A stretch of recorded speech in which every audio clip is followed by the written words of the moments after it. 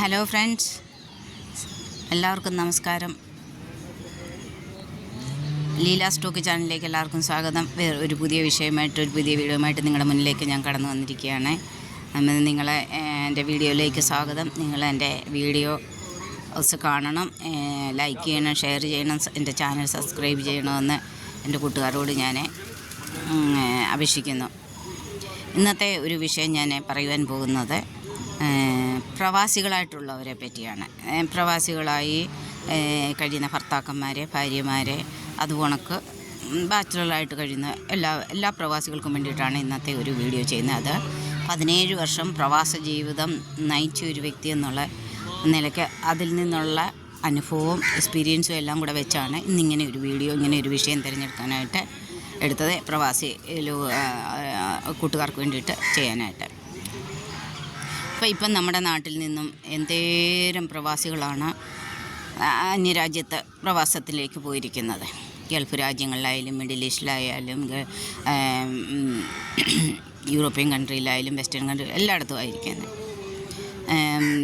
തൻ്റെ മാതാപിതാക്കളെ ഉപേക്ഷിച്ചിട്ട് പോയിരിക്കുന്ന ബാച്ചിലറായിട്ടുള്ള ആമക്കളുണ്ട്, പെൺമക്കളുണ്ട്. അതോടൊപ്പം തന്നെ കല്യാണം കഴിച്ച മക്കളും ഭാര്യയും നാട്ടിലുള്ള ഭർത്താക്കന്മാരെ, അതുകണക്ക് തന്നെ ഭർത്താവും മക്കളും നാട്ടിലുള്ള ഭാര്യമാരെ, ഇങ്ങനെ അനേകമായിട്ടുള്ള പ്രവാസികൾ ആണ് പോയിരിക്കുന്നത്.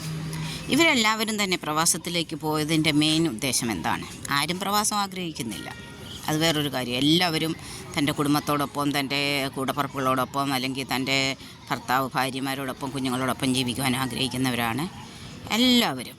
ആരും സ്വന്തം ആൾക്കാരിൽ നിന്ന് അകന്ന് ജീവിക്കുവാൻ ആഗ്രഹിക്കാത്തവരാണ്. അപ്പോൾ എന്തുകൊണ്ട് പ്രവാസത്തിലേക്ക് പോകുന്നു? അവരെന്തിനു വേണ്ടി പോകുന്നു? ഈ പ്രവാസം എന്നതൊരു ത്യാഗമാണ്. അത് അനുഭവിച്ചിട്ടുള്ളവർക്ക് മാത്രമേ അതിൻ്റെ ആഴവും പരപ്പും വേദനയും ഒറ്റപ്പെടലും മനസ്സിലാവുള്ളൂ. അപ്പം ഇതെല്ലാം അവർക്ക് അവരുടെ കൂടെയുള്ള അനുഭവമാണെന്ന് അവർ പൂർണ്ണമായിട്ടും അറിഞ്ഞും ഏറ്റെടുത്തുമാണ് ഇങ്ങനെയൊരു ത്യാഗത്തിന് അവർ തയ്യാറാകുന്നത്. അതെന്തിനു വേണ്ടിയാണ്? എന്തിനു വേണ്ടി? ഓരോരുത്തരും പോകുന്നത് എന്തിനാണ്? അവനവൻ്റെ കുടുംബത്തിന് വേണ്ടിയിട്ട് അല്ലേ? അവരവരുടെ കുടുംബം നിലനിർത്താൻ വേണ്ടിയിട്ട്. ഭാര്യ പോകുന്നത് ഭർത്താവിന് പോകാൻ തക്ക സാഹചര്യമല്ല വെളിയിലെങ്കിൽ ഭർത്താവ് പോകുമ്പോൾ ഭാര്യ പോകുമ്പോൾ ആ ഭാര്യ എന്തിനു വേണ്ടിയിട്ടാണെന്ന് പറഞ്ഞാൽ ആ ഭർത്താവിനും മക്കൾക്കും കുടുംബത്തിനും വേണ്ടിയിട്ടുമാണ് പോകുന്നത് അല്ലേ? അതുപോണക്കാണ് ഭർത്താവ് പോകുന്നത്. ഭർത്താവ് പോകുമ്പം ഭാര്യ പ്രവാസി, അല്ലെങ്കിൽ ഭാര്യ കുഞ്ഞുങ്ങളും കുഞ്ഞുങ്ങളുടെ കാര്യം നോക്കി വീട്ടിലിരിക്കുന്ന ഒരു ഭാര്യ. ചിലപ്പം ജോലി ചെയ്യുന്നുണ്ടായിരിക്കും, ഇല്ലായിരിക്കും, അങ്ങനെയുള്ള. പിന്നെ മാതാപിതാക്കളെ വിട്ടിട്ട് പോയ പിന്നെ കല്യാണം കഴിക്കാത്ത ആൺപിള്ളേരായാലും പെൺപിള്ളേരായാലും എല്ലാവരും പ്രവാസത്തിൽ അവരും പോകുന്ന എന്തിനാ? മാതാപിതാക്കളെ നോക്കുവാൻ, ഒരു കുടുംബം ഉണ്ടാക്കുവാൻ. എല്ലാവരുടെയും ഉദ്ദേശം എന്തോ? ഒരു വീടുണ്ടാക്കുക, നല്ല ജീവിത സാഹചര്യങ്ങൾ ഒരുക്കുക, തൻ്റെ പ്രിയപ്പെട്ടവർക്ക് വേണ്ടിയിട്ട്, കുഞ്ഞുങ്ങളുടെ പഠിത്തത്തിന് വേണ്ടിയിട്ട്, പിന്നെ ഭർത്താവിൻ്റെ നല്ലതിന് വേണ്ടി, അല്ലെങ്കിൽ ഭാര്യയുടെ നല്ലതിന് വേണ്ടിയിട്ട്, അവർക്ക് നല്ല ആഹാരം, വസ്ത്രം, പാർപ്പിടം. ഇത് മൂന്നുമാണ് മെയിനായിട്ടുള്ള കാര്യം. നല്ല ആഹാരം, വസ്ത്രം, പാർപ്പിടം, പിന്നെ നല്ല എഡ്യൂക്കേഷൻ കൊടുക്കുക മക്കൾക്ക്. നല്ല ഇത് ഒരു നേരത്തെ ഉള്ളതിൽ നിന്നും നല്ലതായിട്ടുള്ള ഒരു ജീവിത രീതിയിലേക്ക് തിരിയുക എന്നതാണ് മെയിൻ ഉദ്ദേശത്തോടെയാണ് എല്ലാവരും പ്രവാസത്തിലേക്ക് പോകുന്നത്. പ്രവാസികളായി കഴിയുന്നവർ അവരുടെ ജോലിയിലുള്ള ടെൻഷനുണ്ട്. പല രാജ്യത്തും പല വിധത്തിലുള്ള കഠിന നിയമങ്ങളുണ്ട്, പല വിധമായ കാര്യങ്ങളുണ്ട്. അതിനെയൊക്കെയും അവർ അനുസരിച്ചുകൊണ്ട് അവർ എന്തുമാത്രം ആ രാജ്യത്തെ നിയമങ്ങൾക്ക് അതീതപ്പെട്ട് എന്തുമാത്രം കഠിനമായിട്ടുള്ള പ്രയാസങ്ങളൊക്കെ അനുഭവിച്ച് ജോലി ചെയ്യുന്നവർ ഉണ്ട്. പിന്നെ ഓഫീസിലൊക്കെ ജോലി ചെയ്യുന്നവർ. എന്നാലും എങ്ങനെയാണെന്ന് പറഞ്ഞാലും ജോലിയിൽ പ്രഷറുണ്ട്. ഞാൻ 17 വർഷം ജോലി ചെയ്തത് മിലിറ്ററി ഹോസ്പിറ്റലാണ് എമനിലെ. അപ്പം ഒരു മിലിറ്ററി ഹോസ്പിറ്റലിലെ കാര്യം അറിയാമല്ലോ. ഒരു നേഴ്സായിട്ട് ജോലി ചെയ്യുമ്പം ഉള്ള കാര്യം അറിയാം. മിലിറ്ററി എന്ന് പറഞ്ഞാൽ എന്താണ്? ഓർഡറാണ്. ഞാൻ എൻ്റെ പ്രവാസകാലത്ത് ഞാൻ പോയത് എന്തിനാണ്? ഞാൻ പോയത് ഒന്നുമില്ലായ്കയിൽ നിന്ന് ഒന്നുമില്ല. കുഞ്ഞുങ്ങളെ പഠിപ്പിക്കണം, ഒരു വീടുണ്ടാക്കണം, ആയിരുന്നു ഉദ്ദേശം. അങ്ങനെയാണ് പോയത്. അങ്ങനെ ദൈവം എല്ലാം തരുകയും ചെയ്തു. പിന്നെ നമ്മളീ പോകുന്ന സമയത്ത് നമ്മൾ നമ്മുടെ പ്രിയപ്പെട്ടവർ നമ്മളിൽ കുറച്ച് വിശ്വാസം അർപ്പിക്കുന്നുണ്ട്. അതുകൊണ്ട് തന്നെ നമ്മൾ പോകുമ്പോൾ നമ്മൾ ദേശത്തായിരിക്കുന്ന നമ്മുടെ പ്രിയപ്പെട്ടവരെ, കുടുംബം, ഭർത്താവ്, ഭാര്യ അല്ലെങ്കിൽ മാതാപിതാക്കൾ, അവരിലെ ഈ പ്രവാസികളായിട്ട് കഴിയുന്നവരും കുറച്ച് വിശ്വാസം അർപ്പിക്കുന്നുണ്ട്. അതെന്താണെന്ന് ചോദിച്ചാൽ, നമ്മുടെ കുഞ്ഞുങ്ങളെ നമ്മുടെ അധ്വാനം നമ്മൾ അവരിലേക്ക് കൊടുക്കുമ്പോൾ അവരത് വേണ്ട വിധത്തിൽ കൈകാര്യം ചെയ്യും, എടുക്കും. നാളെ നമ്മൾ ചെന്ന് കഴിയുമ്പം നമുക്ക് പ്രവാസം എത്ര കാലമൊന്നും അറിയത്തില്ല, എന്തെങ്കിലും കാണും. നമ്മൾ വിശ്വസിച്ചായിരിക്കുമല്ലോ നമ്മുടെ കുടുംബാംഗങ്ങളെ ഏൽപ്പിക്കുന്നത്. നമ്മളെ സർവ്വ സ്വത്തായാലും നമ്മുടെ അധ്വാനത്തെ ഫലമായാലും എല്ലാം നമ്മൾ അവരെ വിശ്വസിച്ചാണ് ഏൽപ്പിക്കുന്നത്, അല്ലേ? അവർ നമ്മളെ സ്നേഹിക്കുന്നുണ്ട്, അവർ നമ്മളെ കരുതുന്നുണ്ട്, അവർ നമുക്ക് വേണ്ടിയിട്ട് നാളെ നമ്മൾ ഇത്രയും നാളും പ്രവാസം കഴിഞ്ഞ് ചെല്ലുമ്പോൾ അവർ നമ്മളെ നല്ല രീതിയിൽ നോക്കും, നമ്മൾ ആ കുടുംബത്തിന് വേണ്ടിയിട്ട് കഷ്ടപ്പെട്ടതാണ് എന്നാണ് ഓരോ പ്രവാസിയായ ഭാര്യയായാലും ഭർത്താവായാലും അച്ഛനായാലും അമ്മയായാലും ഒക്കെ ചിന്തിക്കുന്നത്. അങ്ങനെ ആ ഒരു നമ്മൾ കഷ്ടപ്പെട്ടാലും വേണ്ടുകയില്ല, നമ്മൾ ടെൻഷൻ അനുഭവിച്ചാലും വേണ്ടുകയില്ല, അവർ സുഖമായിട്ടിരിക്കുന്നു എന്ന് കേൾക്കുന്നതാണ് ജീവിക്കുന്നത്. നമ്മളിൽ കൂടെ അവർ നല്ല ആഹാരം കഴിക്കുന്നു, നല്ല വസ്ത്രം ധരിക്കുന്നു, അവർക്ക് മാനസിക സന്തോഷമുണ്ട്, അവർ കുഞ്ഞുങ്ങളെ പഠിപ്പിക്കുവാൻ കഴിയുന്നു, അവർക്ക് നല്ല എഡ്യൂക്കേഷൻ കൊടുക്കാൻ കഴിയുന്നതാണ് ഓരോ പ്രവാസിയായിട്ട് കഴിയുന്ന അമ്മയുടെ ആയാലും അപ്പൻ്റെ ആയാലും അവരുടെ ആയാലും എല്ലാവരുടെയും സന്തോഷം. അവിടെ അവർ മിഡിൽ ഈസ്റ്റിൽ ഞാൻ കണ്ടിട്ടുണ്ട്. എനിക്ക് ഭയങ്കരമായിട്ടുള്ള വേദന എനിക്ക് തോന്നിയിട്ടുള്ള ഒരു കാര്യം, നമ്മുടെ കണ്ണിൽ നിന്ന് കണ്ണുനീര് വരും. ഈ സൈറ്റിലൊക്കെ ജോലി ചെയ്യുന്നത് എന്തോരം കഠിന ചൂടാണ് മിഡിൽ ഈസ്റ്റിൽ. അപ്പം ഈ ദുബൈയിലൊക്കെ ആണെങ്കിൽ ഒക്കെ അവിടെ ഭയങ്കര ചൂടാണ്. ആ ഭയങ്കര ചൂടിൽ ഈ 25, 30, 40 നില കെട്ടിടങ്ങളുടെ മണ്ടയ്ക്കൊക്കെ പണിതെടുക്കുന്ന ആ സൈറ്റിൽ ജോലി ചെയ്യുന്ന ഈ കൊടും വെയിലത്ത് ജോലി ചെയ്യുന്ന തൊഴിലാളികളെ കാണുമ്പോൾ നമ്മുടെ ആൾക്കാരുണ്ട്, നമുക്ക് അയ്യോ നമ്മുടെ കണ്ണ് നിറഞ്ഞു. ഞങ്ങളെന്ന് പറഞ്ഞ് ഹോസ്പിറ്റലായതുകൊണ്ട് നമുക്ക് പിന്നെ ഹോസ്പിറ്റലിനകത്തായതുകൊണ്ട് വെയിലും മഴയേൽക്കേണ്ടി വരുന്നില്ല, അങ്ങനെയൊരിതുണ്ട്. അപ്പം അവരങ്ങനെ ഉരുകി ഉണ്ടാക്കി അയക്കുന്ന പൈസ അത് വേണ്ടുന്ന വിധം അവരുടെ കുടുംബാംഗങ്ങൾ ചിലവാക്കുന്നുണ്ടോ? എൻ്റെ ഭാര്യയോ മാതാപിതാക്കളോ അവർ വേണ്ടുന്ന വിധത്തിൽ അത് ചെയ്യുന്നുണ്ടോ? ഇവരെ ഇത്രയും കഷ്ടപ്പെട്ട് ഇവരയക്കുന്ന പൈസ അല്ലെ ഇവരയക്കുന്ന ധനം അത് വേണ്ട രീതിയിൽ അവർക്ക് ഉപകാരപ്പെടത്തക്ക രീതിയിൽ, ഒരു നാൾ പ്രവാസം കഴിഞ്ഞ് അവർ വരുന്ന സമയത്ത് അവർക്ക് ഉപകാരപ്പെടേണ്ട രീതിയിൽ ഈ ആൾക്കാർ ഉപയോഗിക്കപ്പെടുന്നുണ്ടോ എന്നുള്ളത് ചിന്തനീയമാണ്. മുക്കാലും ഇല്ല. അവർക്ക് ആ പണം ഇങ്ങനെ വരുമ്പോൾ ഉള്ള ആ ഒരു സ്നേഹവും കാര്യങ്ങളും. ഉദാഹരണമായിട്ട് പറഞ്ഞാൽ പ്രവാസികളാണ് എപ്പോഴും ഫോൺ ചെയ്യുന്നത്, അല്ലേ? ഒരു മിസ് കോൾ കണ്ടാൽ ഉടനെ അയ്യോ എന്തോ അവർ വിളിച്ചത്, എന്തിനാണ് അവർ വിളിച്ചത്, അയ്യോ എന്താ കാര്യം, പെട്ടെന്ന് എങ്ങനെയായാലും നാട്ടിലേക്ക് വിളിച്ചു അവരെ പ്രിയപ്പെട്ടവരുടെ ശബ്ദം കേൾക്കാതെ അല്ലേ എന്തോ കാര്യമെന്നറിയാതെ അവർക്ക് ഇരിക്കപ്പെടുകയില്ല. അതേസമയം പ്രവാസികൾ അവിടെ നിന്ന് ഒരു മിസ് കോൾ അടിച്ചാൽ ആരും തിരിച്ചു വിളിക്കത്തില്ല. കാരണം പ്രവാസികൾ പണക്കാരല്ലേ, അവരുടെ ഉത്തരവാദിത്വമാണ് തിരക്കേണ്ടുന്നത്, അവരുടെ ഉത്തരവാദിത്വമാണ് എല്ലാം ചെയ്യേണ്ടത്. ഈ നാട്ടിലിരിക്കുന്നവർക്ക് യാതൊരു ഉത്തരവാദിത്വമില്ല അവരുടെ ക്ഷേമം അന്വേഷിക്കാനോ അല്ലെങ്കിൽ അവിടെ ഒരു മിസ് കോൾ കണ്ടാൽ അവർക്ക് തിരിച്ചു വിളിക്കാനോ ഉള്ള ഒരു മാനസികമായിട്ടുള്ള യാതൊരു കാര്യങ്ങളും അവർക്ക് ഇല്ല. അപ്പം ഞാൻ പറഞ്ഞു വരുന്നത് എന്തുവാന്ന് ചോദിച്ചാൽ, പ്രവാസം എന്ന് പറയുന്നത് ഇതാണ്. മനുഷ്യർ സ്വന്തം ആൾക്കാരെ വിശ്വസിച്ച് പ്രവാസത്തിൽ പോയവർ അവരവിടെ സമ്പാദിക്കുന്നില്ലല്ലോ. അവരവിടെ അത്യാവശ്യം ഈ മിഡിൽ ഈസ്റ്റിലൊക്കെ ആണെങ്കിൽ എന്തുവാ, അല്ലെങ്കിൽ ഈ ഗൾഫ് കൺട്രികളിൽ എന്തുവാ ഒരു അവിടുത്തെ കുബുസും കഴിച്ച് സുലൈമാനി കുടിച്ച് ആണ് അവർ കഴിയുന്നത്. അവരുടെ പിന്നെ തൊഴിലാളികളുടെ ജീവിതമൊക്കെ കണ്ടു കഴിഞ്ഞാൽ എന്തുവാ എത്ര പേരായിരിക്കും ഒന്നിച്ച് താമസിക്കുന്നത്. എന്നിട്ട് അവർക്ക് ഒരു ബാത്റൂമാണ് ഉള്ളത്, എന്നിട്ട് അവർക്ക് ക്യൂ നിന്ന് വേണം ആ ബാത്റൂമിൽ പോകുവാനും എടുക്കാനും എല്ലാം കാര്യങ്ങൾ. എന്നാലും അവിടെ തൊഴിലാളി ആ ക്യാമ്പിലെ ജാതിയോ മതമോ ഭേദമോ ഇന്നടത്തെ ആളെന്നോ ഏത് രാജ്യക്കാരനോ ഒന്നുമില്ലാതെ അവരെല്ലാവരും ഒത്തൊരുമയോടെ അവിടെ കഴിയുന്നുണ്ട്. ഇവിടെ നമ്മുടെ നാട്ടിലാണ്, നമ്മുടെ ഇന്ത്യയിലാണ് ജാതിയും മതവും എന്നെല്ലാം പറഞ്ഞൊക്കെ ആൾക്കാർ വർഗീയ ഇത് വരുന്നത്. പക്ഷേ ഇത് വിദേശത്തൊക്കെ ആയിരിക്കുമ്പോൾ എല്ലാവരും ഒന്നിച്ച് ആഹാരം വെക്കുന്നു, കഴിക്കുന്നു, എടുക്കുന്നു, മെസ്സിൽ അങ്ങനെയാണ് കഴിയുന്നത്. അവിടെ ജാതിയില്ല, അവിടെ മതമില്ല, അവിടെ ആരും ഒന്നുമില്ല, അങ്ങനെയാണ്. അപ്പം ഞാൻ പറയുന്നത് ഈ പൈസ നമ്മൾ അധ്വാനിക്കുന്ന പണം നമ്മൾ നാട്ടിലേക്ക് അയക്കുമ്പോൾ, ഇപ്പം ഭർത്താവ് ആണ് ഇവിടെ ഉള്ളതെന്ന് വെച്ചു ഗൾഫിൽ ജോലി ചെയ്യുന്നത്. അപ്പോൾ ഭാര്യയും തീർച്ചയായിട്ടും ഭാര്യയുടെ പേരിലായിരിക്കുമല്ലോ അവരെല്ലാം അയക്കുന്നത്. അപ്പോൾ ആ ഭാര്യ വീണ്ടും വിധം അത് കൈകാര്യം ചെയ്തിട്ട് ഇനി ഒരു നാൾ പ്രവാസം കഴിഞ്ഞ് പ്രായമൊക്കെയായി നമ്മൾ തിരിച്ചെത്തുമ്പോൾ നമ്മളെ നോക്കിക്കൊള്ളും, നമുക്കെന്തെങ്കിലും അവരവിടെ കഴുതി വെച്ചേക്കും തൻ്റെ മക്കളും ഭാര്യയും എന്ന് വിചാരിച്ച് വരുന്ന ഭർത്താക്കന്മാരെ ലാസ്റ്റ് നമ്മൾ എന്തേരം കാര്യങ്ങൾ നമ്മുടെ കൺമുൻപിൽ കണ്ടിരിക്കുന്നു. മക്കൾക്ക് വേണ്ട, ഭാര്യയ്ക്ക് വേണ്ട, അനാഥ മന്ദിരങ്ങളിലും അവിടെ ഇവിടെ ഒരു നേരത്തെ ആഹാരത്തിന് വേണ്ടിയിട്ട് അലയുകയും തിരിയുകയും ചെയ്യുന്ന വലിയ വലിയ മണിമാളികൾ ഉണ്ടാക്കി മക്കൾക്കും ഭാര്യയ്ക്കും ഒക്കെ കൊടുത്തിട്ട് പിന്നെ അവരെ ആ മനുഷ്യനെ തിരിഞ്ഞു നോക്കാത്ത ആ അവസ്ഥ. കാരണം പണം വന്നുകൊണ്ടിരുന്നപ്പോൾ ഇനി അയാൾ ഉപയോഗമില്ലല്ലോ, അയാളിൽ നിന്ന് ഇനി ഒരു വരുമാനവും ഇല്ലല്ലോ. പ്രായം ചെന്ന് അസുഖം പിടിച്ച് വന്നു കഴിഞ്ഞപ്പോൾ പണം കൊയ്യുന്ന മരം വീണല്ലോ. പിന്നെ ഇനി എന്തിനാണ് അയാളെ സ്നേഹിക്കുന്നത്, അയാളെ ഇത് ചെയ്യുന്നത്? അങ്ങനെയാണ് മുക്കാലും ഭാര്യയും മക്കളും ചെയ്യുന്നത്. അല്ലാതുള്ളവരുണ്ട്, ഇല്ലെന്നല്ല ഞാൻ പറയുന്നത്. പക്ഷേങ്കിൽ നമ്മൾ കൂടുതൽ നമ്മുടെ കൺമുൻപിൽ കാണുന്ന അത് നമ്മൾ പറഞ്ഞല്ലേ പറ്റത്തുള്ളൂ ഈ വിഷയത്തെപ്പറ്റി. അതുകൊണ്ടൊക്കെയാണ് പ്രവാസികളായി കഴിയുന്ന ഭാര്യമാരും. ആ ഭാര്യമാരും സ്വന്തം ഭർത്താവിനെ വിശ്വസിച്ച് മക്കളെ അവരെ വിശ്വസിച്ച് ഭർത്താവിൻ്റെ പേരിലേക്കായിരിക്കും സർവ്വതും അയക്കുന്നത്. അവർ സ്വന്തമായിട്ടൊന്നും അവർ വെക്കാതെ, ഒരു പക്ഷേ ഭർത്താവല്ലേ മക്കളെ നാട്ടിലുള്ളത്, ഭർത്താവ് മക്കളെ നോക്കുന്നു എടുക്കുന്നു അല്ലെങ്കിൽ അവരുടെ കാര്യങ്ങൾ, അപ്പോൾ എല്ലാം വിശ്വസിച്ച് അവരിലേക്കും. അപ്പം അവരെന്തുവാ ചെയ്യുന്നതെന്ന് വെച്ചാൽ, എല്ലാവരുടെയും കാര്യമല്ല എന്ന് ഞാൻ പിന്നെയും പറയുന്നുണ്ട്. പക്ഷെങ്കിൽ അവിടെയും ഈ ഭർത്താക്കന്മാരെന്ന് പറയുന്നവരെ ഈ ഭാര്യമാരവിടെ കുടിക്കാതെയും കഴിക്കാതെയും ഉണ്ടാക്കിയ ഈ അധ്വാനങ്ങളെ ഇവരുടെ പേരിൽ അയച്ചു കൊടുക്കുമ്പോൾ മക്കൾക്ക് വേണ്ടിയിട്ട് എടുക്കാനും അവർ അത് ഏത് രീതിയിൽ അവരത് കൈകാര്യം ചെയ്യുന്നു. അവരും തിരിച്ചു വരുമ്പോൾ, പ്രായമായി തിരിച്ചു വരുമ്പോൾ അവരെ തൻ്റെ ഭർത്താവും മക്കളും ചേർത്ത് നിർത്തും.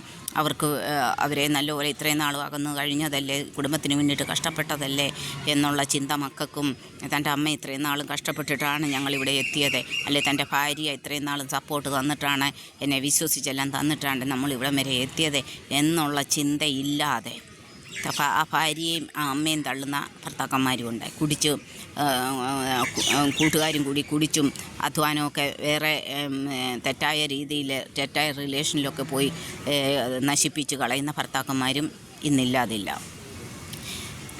അങ്ങനെ പിന്നെ ഈ ബാച്ചിലറായിട്ടുള്ള മകനും മകളും അവരുടെ കാര്യം പറഞ്ഞാൽ അവർ എപ്പോഴും അവരുടെ അമ്മയപ്പന്മാരിലേക്കായിരിക്കുമല്ലോ അവരുടെ സമ്പാദ്യം കൊടുക്കുന്നത്. പക്ഷേ ആ അമ്മയപ്പന്മാരും എത്രമാത്രം ആ മക്കൾക്ക് വേണ്ടിയിട്ട് കരുതി വെക്കുന്നു എന്നുള്ളത് ചിന്തിക്കേണ്ടതാണ്. കരുതുന്നവരുണ്ട്, കരുതുന്ന മാതാപിതാക്കളുണ്ട്, ഇല്ലെന്നല്ല ഞാൻ പറയുന്നത്, ഉണ്ട്. പക്ഷെങ്കിൽ അവരുടെ ആത്മാർത്ഥമായിട്ട് അവരുടെ ആ ജോലി പെട്ടെന്ന് നഷ്ടപ്പെട്ടിട്ട് അവർക്ക് വരുമാനമില്ലാതെ ഒന്നുമില്ലാതെ വരുമ്പോൾ അവരെ തള്ളുന്ന ഒരവസ്ഥ ഇന്ന് മാതാപിതാക്കൾക്കും ഉണ്ട്, ഭർത്താക്കന്മാർക്കുണ്ട്, ഭാര്യമാർക്കും ഉണ്ട്. അപ്പോൾ ഞാൻ എൻ്റെ അനുഭവത്തിൽ നിന്ന് കൂടിയാണ് പറയുന്നത്. അതുകൊണ്ട് എനിക്ക് പ്രവാസികളായിട്ടുള്ള ഓരോ ആൾക്കാരോടും പറയുവാനുള്ളത്, പ്രവാസം എന്നത് ത്യാഗമാണ്. നമ്മൾ അനുഭവിക്കുന്ന വേദന അത് നമുക്ക് മാത്രമേ, ഒരു പ്രവാസിയുടെ വേദന അറിയത്തുള്ളൂ. ഇവിടുന്ന് ഫോൺ ചെയ്യുമ്പോഴേ, നാട്ടിൽ നിന്ന് അങ്ങോട്ട് ഫോൺ ചെയ്യുമ്പോഴേ 10,000 ആവശ്യമുണ്ട് എന്ന് പറയുന്ന സമയത്ത് അവരെല്ലാം അയച്ചിട്ട് അവരുടെ കയ്യിൽ ഒന്നുമില്ലായിരിക്കും. പക്ഷേ നാട്ടിലുള്ളവർ വിഷമിക്കരുത്, തൻ്റെ ഭർത്താവ് വിഷമിക്കില്ല, എൻ്റെ ഭാര്യ വിഷമിക്കരുത്, അവരുടെ ആവശ്യങ്ങൾ നടക്കണം. ഇവിടുന്നും മമ്മൂട്ടി ഒരു സിനിമയിൽ പറയുന്ന കണക്ക് കിട്ടുന്നതിൽ 2,000 കൂടെ കടം മേടിച്ചിട്ട് ആയിരിക്കും, അല്ലെങ്കിൽ 3,000 കൂടെ കടം മേടിച്ചിട്ടായിരിക്കും ഈ അയക്കുന്നത്. പക്ഷേ ഇവിടെ അവരറിയുന്നില്ലല്ലോ. അവർക്ക് ഇവിടുന്ന് അങ്ങോട്ട് ഫോൺ ചെയ്താൽ മാത്രം മതിയല്ലോ. പിന്നെ മക്കളായാലും നമ്മൾ ലീവിന് വരുമ്പോഴും അവർക്ക് അത് വേണം ഇത് വേണം സർവ്വതും വേണം. ഈ പ്രവാസിയായ ഭാര്യയോ ഭർത്താവോ അല്ലെ അച്ഛനോ അമ്മയോ അവരൊന്നും ഒരു കണക്കിന് ഒരു നല്ല വസ്ത്രം പോലും ഒരിക്കൽ സമയത്തിന് ആഹാരം പോലും കഴിക്കാതെ എടുക്കാതെയാണ് ഒരുക്കുന്നത്. ഫ്രിഡ്ജിലൊക്കെ വെച്ചിട്ട്, ഞാനൊക്കെ ആണെങ്കിൽ ഫ്രിഡ്ജിൽ ആഹാരം വെച്ചിട്ട് ആഴ്ച 2 പ്രാവശ്യമേ ആഹാരം വെക്കത്തുള്ളൂ. എന്നിട്ട് അത് പിന്നെ ചൂടാക്കിയാണ് കഴിക്കുക. അങ്ങനെയാണ് ഓരോ അസുഖങ്ങളുണ്ട്. അപ്പം നമ്മൾ ഈ പഴയത് കഴിച്ചും കൊണ്ട് നമ്മുടെ ആൾക്കാർ നല്ല ആഹാരം കഴിക്കുന്നു, നല്ല ഫ്രഷ് ആഹാരങ്ങൾ കഴിക്കുന്നു, എടുക്കുന്നു. അതിൻ്റെ പിന്നിലുള്ള അധ്വാനം ആരുടെയാണ്? ഇത് ആ ഓരോ ഭർത്താവും ഓരോ ഭാര്യമാരും അത് ചിന്തിക്കണം. ഇപ്പം ഞാൻ പ്രവാസിയായിട്ട് കഴിഞ്ഞ സമയത്ത് എന്തെല്ലാം നമുക്ക് വേദനകളുണ്ട്, എന്തെല്ലാം നമുക്ക് യാതനകളുണ്ട്. ജോലിയിലെ ടെൻഷന്, പിന്നെ യുദ്ധം നടക്കുന്നു അവിടെ, എങ്ങനെയാണെന്നൊന്നും അറിയത്തില്ല. പിന്നെ നമ്മുടെ കുടുംബം, നമ്മുടെ കുഞ്ഞുങ്ങൾ, ദൈവമേ അവരുടെ ഭാവി എന്തോ ആകും, ദൈവമേ അവർക്ക് എന്തോ ഇതാകും എന്നുള്ള ചിന്ത എപ്പോഴും വരുന്നത് ആർക്കും നമുക്കാണ്. പ്രവാസം നിർത്താൻ ആരും ആഗ്രഹിക്കുന്നില്ല. ഞാൻ പ്രവാസം നിർത്തിയെന്ന് പറഞ്ഞാൽ അത് ഒരു തരത്തിലൂടെ നിൽക്കാൻ വയ്യാതെ വന്നപ്പം ഗവൺമെൻറ് കൊണ്ടുവന്നതാണ്. അപ്പം വരെ നമ്മൾ ഒഴുക്കിയ പണം എല്ലാവർക്കും ഇഷ്ടമായിരുന്നു. ആ പണമില്ലാതെ വന്നപ്പം നമ്മളെ ആർക്കും വേണ്ട. അതാണ് ലോകത്തിൻ്റെ പൊതുവായിട്ടുള്ള പ്രവാസികളോടുള്ള ഒരു മനോഭാവം. അതുകൊണ്ട് നമ്മൾ എന്തേരം വേദനകൾ സഹിച്ചാണ് നമ്മളവിടെ കഴിയുന്നത്. ഞാൻ പ്രവാസത്തിൽ 2010 അവിടെ ആയിരിക്കുമ്പോഴാണ്, അപ്പോൾ അവിടെ വെച്ച് എൻ്റെ ഒരു സർജറി ചെയ്ത് ഞാനിങ്ങനെ ഇരിക്കുന്ന സമയത്താണ്, മാക്സിലറി സർജറി ചെയ്തിരിക്കുന്ന സമയത്താണ് എൻ്റെ അമ്മ മരിക്കുന്നത്. 2010 മാർച്ച് 8 എൻ്റെ അമ്മച്ചി മരിക്കുന്നത്. ഒരു മാസം എൻ്റെ അമ്മച്ചി സുഖമില്ലാതെ കിടന്നോളും. പക്ഷെങ്കിൽ എനിക്ക് വന്ന് എൻ്റെ അമ്മച്ചിയെ കാണാൻ പറ്റിയില്ല. കാരണം അവർ പറയുന്നത്, ഇപ്പം നിങ്ങൾ എന്നിട്ട് എന്തോ ചെയ്യാനാണ്, ഇവിടെ യുദ്ധം നടക്കുമ്പോഴേ നിങ്ങൾ പോവുകയാണ്. അപ്പം മിലിറ്ററി ഹോസ്പിറ്റലുകളിൽ ഇതാണല്ലോ ഒരു പ്രശ്നം ഉണ്ടാകും. ഇപ്പം എന്താ പിന്നെ നമ്മുടെ ഇവിടെ പുൽഗാമി അവിടെ എല്ലാം ഇങ്ങനെ ഉണ്ടാകുന്ന സമയത്ത് ഈ ലീവിലായിരുന്നവരെല്ലാം വിളിപ്പിക്കുമല്ലോ എന്ന് പറഞ്ഞുകൊണ്ട്. അപ്പോൾ അവർ പറയുന്നു അവരുടെ രാജ്യത്ത്, അവരുടെ മിലിറ്ററി ഹോസ്പിറ്റൽ അവരുടെ രാജ്യത്ത് ജോലി ചെയ്ത് അവരുടെ രാജ്യത്ത് പ്രശ്നം വന്നപ്പോൾ അവരെ അവിടെ നിന്ന് അവിടെ ഇട്ടിട്ട് പോകാൻ അതെന്തൊരു ഇതാണ്. അപ്പോൾ പാസ്പോർട്ടും എല്ലാം അവരുടെ കയ്യിലാണ്. അവർ നമുക്ക് വിസയും പാസ്പോർട്ടും എല്ലാം നമ്മുടെ കയ്യിൽ തന്നെങ്കിലേ നമുക്ക് വരാൻ പറ്റത്തുള്ളൂ. എൻ്റെ അമ്മച്ചി അവസാന നിമിഷം ഞാൻ കണ്ടിട്ടില്ല. എൻ്റെ അമ്മച്ചിയെ കണ്ടിട്ടില്ല, എൻ്റെ അച്ചാച്ചനെ കണ്ടില്ല, എൻ്റെ അമ്മായിയമ്മച്ചിയെ കണ്ടിട്ടില്ല, എൻ്റെ അമ്മായിച്ചനെ കണ്ടിട്ടില്ല, ഒന്നും വരാൻ പറ്റിയിട്ടില്ല. അപ്പം ആ ഒരു വേദന ഒന്ന് ചിന്തിച്ച് നോക്കി. എൻ്റെ അമ്മച്ചി മരിച്ചു അടക്കുന്നതിന് മുമ്പേ എന്നെ ഡ്യൂട്ടിക്ക് വിളിച്ചു.